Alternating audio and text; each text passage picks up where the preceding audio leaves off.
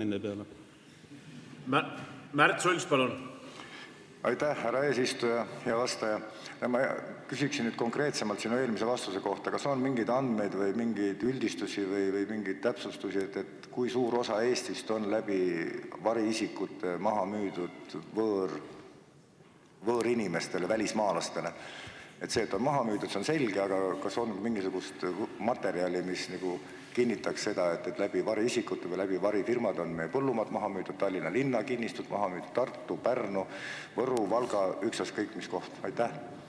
Aitäh, ma arvan, et Statistikaamet teab seda kindlasti on neil mingi uuring selle kohta, et mis kodakondsuses on need isikud, kes on füüsilise isikuna või läbi juriidilise isiku, kus nad on, juhatuse liikmed on ostnud ühte või teist, aga see ei ole tähtis.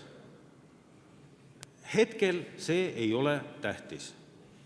Sest nagu me aru saame, see ei huvita valitsust, see ei huvita meie meediat, siis kui kuumaks läheb, küll siis hakatakse seda asja uurima. See minu jaoks on täielik saladus, ma ei kujuta ette. Aga maaelukomisjonis üleeile, kui sellest teemaks läks, siis räägiti täitsa jubedaid asju, ma ei ole lihtsalt spetsialist selles. Aga nagu ma aru sain, on juba väga suuri maamassiive, mis on välisfirmadele, väljaspool Eestit firmadele maha müüdud. Aga tõesti, ma ei valda nii palju seda küsimust.